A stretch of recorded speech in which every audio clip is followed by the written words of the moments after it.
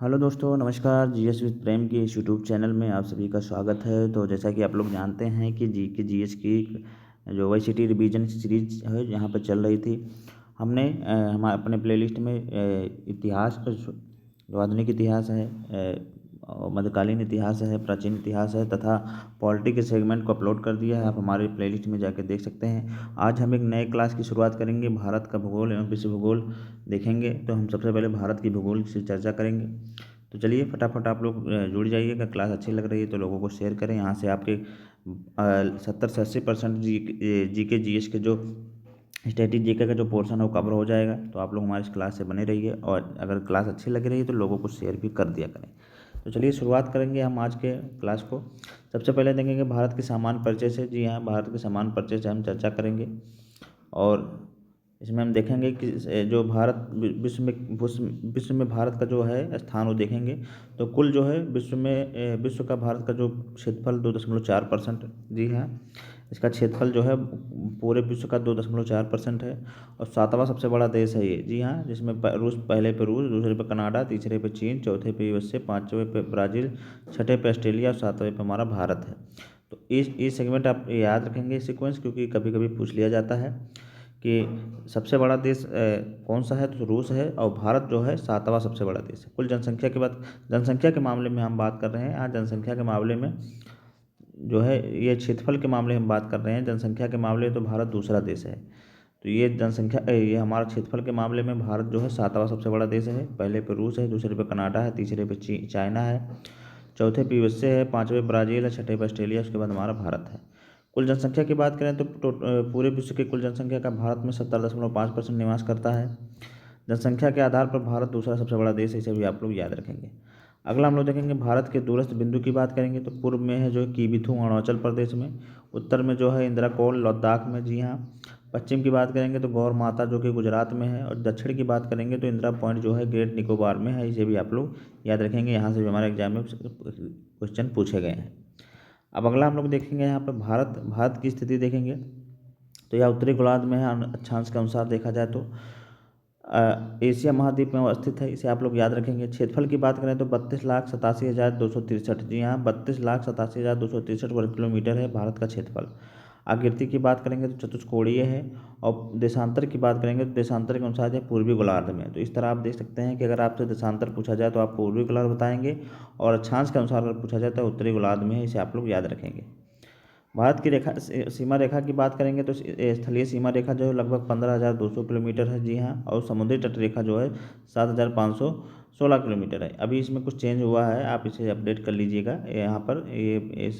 क्योंकि अभी अपडेटेड जो है यहाँ पर नहीं मैं पढ़ा रहा हूँ, तो यहाँ पर कुछ इसमें अपडेट हुआ है हाल ही करंट में, तो आप इसे जाके वहाँ चेंज कर सकते हैं। लेकिन अब फिलहाल के लिए इतना याद रखिए कि समुद्री तटरेखा जो है 7,516.6 किलोमीटर, और स्थलीय समरेखा जो है 5,200 किलोमीटर है।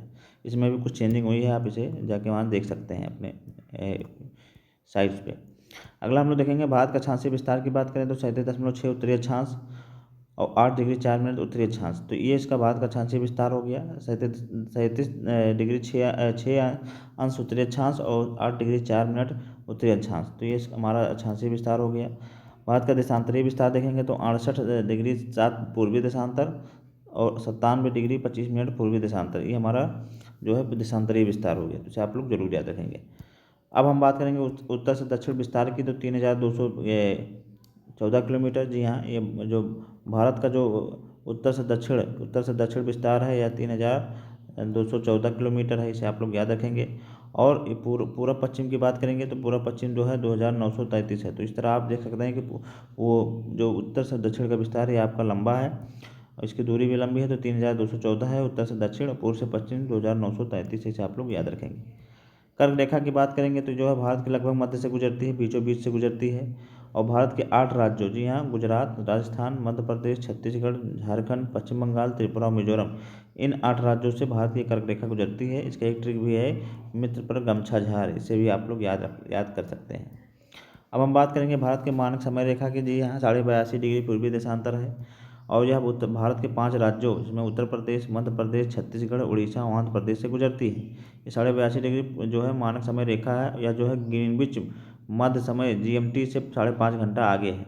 जी हाँ, ग्रीनविच जो हमारे लंदन में है उससे यह 5.5 घंटा आगे है। या उत्तर प्रदेश में यह मिर्ज़ापुर से गुजरती है, और गुजरात और अरुणाचल प्रदेश के समय में लगभग 2 घंटे का अंतर होता है। जी हाँ, गुजरात में और अरुणाचल प्रदेश के समय में इसी ग्रीनविच रेखा के कारण लगभग 2 घंटे का अंतराल होता है। तो इसे आप लोग याद रखेंगे। और यह भारत के कितने राज्यों से गुजरती है? 5 राज्यों से, जिसमें उत्तर प्रदेश, मध्य प्रदेश, छत्तीसगढ़, उड़ीसा और आंध्र प्रदेश शामिल है। इसे आप लोग याद रखेंगे।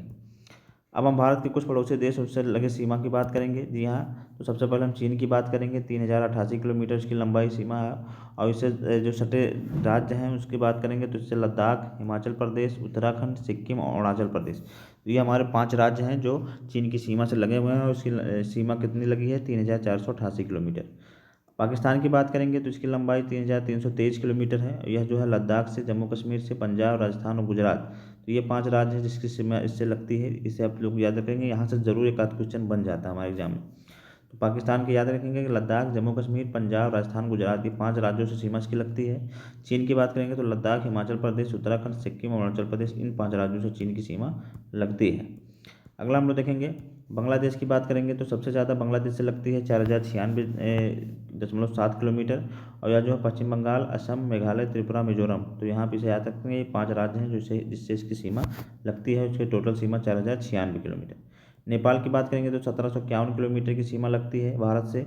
और यहाँ पर उत्तराखंड, उत्तर प्रदेश, बिहार, पश्चिम बंगाल और सिक्किम, ये 5 राज्य हैं जिसकी सीमा आपकी नेपाल से लगती है। इसे आप लोग याद रखेंगे। म्यांमार की बात करेंगे तो म्यांमार से जो है 1643 किलोमीटर की सीमा लगती है, जिसमें अरुणाचल प्रदेश, नागालैंड, मणिपुर और मिजोरम, इन 4 राज्यों की सीमा से जो है म्यांमार साझा करता है। जी हाँ, अरुणाचल प्रदेश, नागालैंड, मणिपुर, मिजोरम। भूटान की बात करेंगे तो 699 किलोमीटर, जिसमें सिक्किम, पश्चिम बंगाल, असम, अरुणाचल प्रदेश, तो सिक्किम, पश्चिम बंगाल, असम, अरुणाचल प्रदेश, इन 4 राज्यों से भूटान की सीमा लगती है। अफगानिस्तान की बात करेंगे तो 106 किलोमीटर, जो कि लद्दाख से इसकी सीमा लगती है। इसे आप लोग याद रखेंगे। भारत की सबसे लंबी स्थलीय सीमा बांग्लादेश के साथ तथा सबसे छोटी स्थलीय सीमा अफगानिस्तान के साथ लगती है। इसे आप लोग याद रखेंगे। और भारत की स्थलीय सीमा से लगे पड़ोसी देशों की बात करेंगे तो संख्या 7 है। तो यहाँ हमने देख लिया कि भारत की स्थलीय सीमा से लगे पड़ोसी देशों की संख्या 7 है।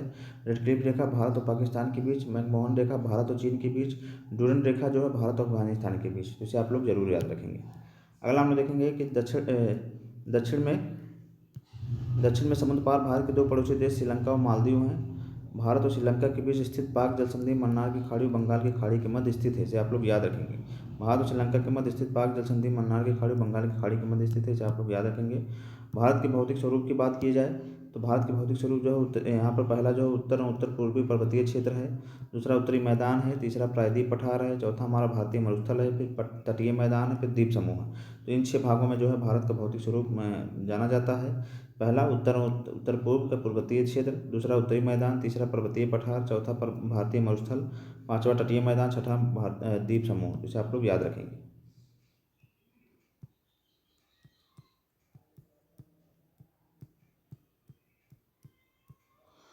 अब यहाँ हम बात करेंगे हिमालय पर्वत की। जी हाँ, हिमालय पर्वत की बात करेंगे तो हिमालय पर्वत जो है एक हमारा भारत के उत्तरी सीमा में स्थित है। ये एक नवीन वली पर्वत है। जी हाँ, हिमालय पर्वत जो हमारा नवीन वली पर्वत है भारत के उत्तरी सीमा में स्थित है। और सिंधु से ब्रह्मपुत्र तक फैलाव इसका है। जी हाँ, सिंधु नदी से लेकर ब्रह्मपुत्र नदी तक इसका फैलाव है। विश्व की सबसे ऊंची पर्वत श्रृंखला है। लंबाई इसकी लगभग 2400 किलोमीटर है। चौड़ाई कश्मीर में 400 किलोमीटर और अरुणाचल प्रदेश में 150 किलोमीटर। तो आप इसे जान सकते हैं कि यहाँ से पश्चिम से पूरब जाने पर इसकी जो चौड़ाई है वह कम होती जाती है। तो इसे आप लोग यहाँ से इसे याद कर सकते हैं कि हमारे एग्जाम में पूछा जाता है कि जब पश्चिम से जब पूर्व की तरफ जाता है तो यहाँ इसकी चौड़ाई कम होती जाती है। यहाँ पर कश्मीर में इसकी चौड़ाई 400 किलोमीटर और अरुणाचल प्रदेश में 150 किलोमीटर रह जाती है। इसे आप लोग याद रखेंगे। अगला हम लोग देखेंगे हिमालय के उत्तर दक्षिण विभाजन की बात करेंगे। जी हाँ, हिमालय का जो है उत्तर से दक्षिण विभाजन जो है कितने भागों में हुआ है, इसे आप लोग याद रखेंगे। तो यहाँ पर ट्रांस हिमालय सबसे ऊपर, उसके बाद महान हिमालय, फिर निम्न या हिमाचल हिमालय जिसे कहा जाता है, फिर चौथा हमारा आखिरी जो है वह या शिवालिक हिमालय। तो इसे आप लोग याद रखेंगे। इन 4 भागों में जो हमारा हिमालय बटा हुआ है। इसे आप एक एक करके इसे पढ़ेंगे। तो सबसे पहले हम ट्रांस हिमालय के बारे में देखेंगे। जी हाँ, जो कि तिब्बत हिमालय से बोला जाता है। इसके यह जो है हिमालय की सबसे प्राचीन श्रेणी, ट्रांस या तिब्बत हिमालय जो है प्राचीन हिमालय की सबसे प्राचीन श्रेणी है। विस्तार की बात करेंगे तो पश्चिम से पूर्व तक इसका विस्तार लगभग 1000 किलोमीटर है। चौड़ाई की बात करेंगे तो 40 किलोमीटर है। सिंधु नदी का उद्गम जो है कैलाश के उत्तरी ढाल से है। और विश्व की सबसे दूसरी तथा भारत की सबसे ऊंची चोटी K2 गॉडविन ऑस्टिन यहीं पर स्थित है। जी हाँ, ट्रांस हिमालय में ही विश्व की सबसे ऊंची चोटी, विश्व की दूसरी सबसे ऊंची चोटी और भारत की सबसे ऊंची चोटी गॉडविन ऑस्टिन, जिसे K2 के नाम से जाना जाता है, यहीं पर स्थित है और इसकी लंबाई 8,611 मीटर है। हमारे एग्जाम में कई बार पूछा गया। पर्वत श्रेणियों की बात करेंगे तो काराकोरम, लद्दाख और जास्कर, ये 3 पर्वत श्रेणियां यहाँ पे स्थित हैं ट्रांस हिमालय या तिब्बत हिमालय में। कौन कौन सी? काराकोरम, लद्दाख और जास्कर, इसे आप लोग जरूर याद रखेंगे। अगला हम लोग देखेंगे महान हिमालय या आंतरिक हिमालय या हिमाद्री भी इसे कहा जाता है। ये 3 नामों से इसे जाना जाता है, इसे आप लोग याद रखेंगे। यह जो है सबसे अधिक और सतत श्रृंखला है। जी हाँ, सबसे ज़्यादा और अधिक सतत श्रृंखला यही हमारी हिमाद्री की है। इसका विस्तार की बात करेंगे तो 2400 किलोमीटर है। जी हाँ, और इसकी चौड़ाई जो है 25 किलोमीटर है। तो इसे आप लोग याद रख सकते हैं कि जो महान हिमालय हिमाद्री की जो चौड़ाई है 2400 किलोमीटर और चौड़ाई जो है 25 किलोमीटर। औसत ऊंचाई की बात करेंगे तो 6000 किलोमीटर है। क्रोड जो है इसका ग्रेनाइट से निर्मित है। जी हाँ, इसका जो आंतरिक क्रोड है वो ग्रेनाइट से निर्मित है। प्रमुख चोटियों की बात करेंगे तो दुनिया की सबसे ऊंची चोटी माउंट एवरेस्ट 8,848.86 मीटर की ऊंचाई पर नेपाल में स्थित है, जो कि सर्वोच्च चोटी है। कंचनजंगा भी इसी पे स्थित है, जिसकी लंबाई 8,598 मीटर है। जी हाँ, 8,598 मीटर कंचनजंगा भी इसी पे स्थित है। तो आप इसे याद रख सकते हैं कि महान हिमालय, आंतरिक हिमालय या हिमाद्री तीनों एक ही है और इस पे हमारी सबसे ऊंची चोटी हमारे विश्व की माउंट एवरेस्ट, जो कि इस नेपाल के सागर में इसे सागर माथा के नाम से जाना जाता है, इसी पे स्थित है। इसे आप लोग याद रखेंगे। और इसकी लंबाई जो है 2400 किलोमीटर है और चौड़ाई 25 किलोमीटर है। आप इसे याद रखेंगे। और सबसे अधिक सतत श्रृंखला जो है इसी हिमालय की है। औसत ऊंचाई की बात करेंगे तो 6000 किलोमीटर है। उसका जो है ग्रेनाइट से निर्मित है। अगला हम लोग देखेंगे लघु एवं मध्य हिमालय की बात करेंगे तो यह जो है अत्यधिक संपीड़ित और पर्वतित शैलों से बना हुआ है। जी हाँ, अत्यधिक संपीड़ित और पर्वतित शैलों से। ऊंचाई की बात करेंगे तो 3700 लेके 4500 मीटर तक इसकी ऊंचाई है। और औसत चौड़ाई की बात करेंगे तो 50 किलोमीटर। जी हाँ, औसत चौड़ाई जो इसकी 50 किलोमीटर है, ऊंचाई जो है 3700 से लेके 4500 मीटर तक है। इसे आप लोग याद रखेंगे। प्रमुख पर्वत श्रृंखलाओं की बात करेंगे तो पीर पंजाल सबसे लंबी पर्वत श्रृंखला, धौलाधार है, उसके बाद महाभारत है। तो ये प्रमुख पर्वत श्रृंखलाएं हैं जो यहाँ पर हमारे लघु हिमालय या हिमाचल हिमालय में स्थित हैं। इसे आप लोग याद रखेंगे। पहाड़ों का नगर के लिए प्रसिद्ध है, इसे पहाड़ों का नगर कहा जाता है। प्रमुख घाटियाँ यहाँ पे बहुत स्थित हैं, जैसे कि कश्मीर की घाटी, कुल्लू की घाटी जो हिमाचल प्रदेश में है, कांगड़ा की घाटी भी हिमाचल प्रदेश में। ये सब जो हमारे लघु हिमालय हिमाचल या मध्य हिमालय में ही स्थित हैं। इसे आप लोग याद रखेंगे। तो यहाँ से हमारे एग्जाम में जरूर क्वेश्चन बनते हैं। आप लोग इसे बढ़िया से पढ़ लीजिएगा और फिर अपने जो डाउट है क्लियर कर लीजिएगा। तो यहाँ हमने देख लिया कि पहाड़ों के लिए प्रसिद्ध हैं पर्वत श्रृंखलाएं। यहाँ पर पीर पंजाल, धौलाधार, महाभारत हैं। ऊंचाई 3700 से लेकर 4500 मीटर और चौड़ाई जो है 50 किलोमीटर। और यह अत्यधिक संपीड़ित और पर्वतित शैलों से बनी है। यहाँ पर कश्मीर घाटी, कुल्लू और कांगड़ा घाटी जो है हमारी यहीं पे स्थित है। इसे आप लोग याद रखेंगे। अब हम देखेंगे बाह शिवालिक। जी हाँ, बाह शिवालिक की बात करेंगे और इसे पढ़ के हम आज की क्लास में ही रुकेंगे। उसके बाद फिर अगली क्लास में हम आपको और जितने भी और सेगमेंट हैं उसके कवर करेंगे। तो बाह और शिवालिक हिमालय जो कि सबसे निचला स्तर होता है हिमालय का, तो आप देख सकते हैं कि निर्माण नदियों द्वारा लाए गए अवसादों से इनका निर्माण हुआ है। जी हाँ, नदियों के द्वारा लाए गए निर्माण अवसादों से इसका निर्माण हुआ है। ऊंचाई की बात करेंगे तो 900 से लेकर 1100 मीटर तक। चौड़ाई की बात करेंगे तो 10 से 50 किलोमीटर। जी हाँ, इसे आप लोग जरूर याद रखेंगे। यहाँ से बहुत क्वेश्चन आते हैं। ऊंचाई इसकी 900 से लेकर 1100 मीटर तक, चौड़ाई जो है 10 से 50 किलोमीटर तक। और हिमालय की सबसे बाह्य श्रृंखला, सबसे निचली श्रृंखला है। और लघु हिमालय और शिवालिक हिमालय के बीच जो लंबवत घाटी है उन्हें दून कहा जाता है। जी हाँ, लघु हिमालय और शिवालिक हिमालय के बीच में एक लंबवत घाटी होती है जिन्हें हम दून कहते जाते हैं, जैसे देहरादून, पाटली दून, कोटली दून, ये सब आपके वहाँ पे आते हैं हमारे उत्तराखंड के क्षेत्र में। तो आप लोग इसे याद रखेंगे।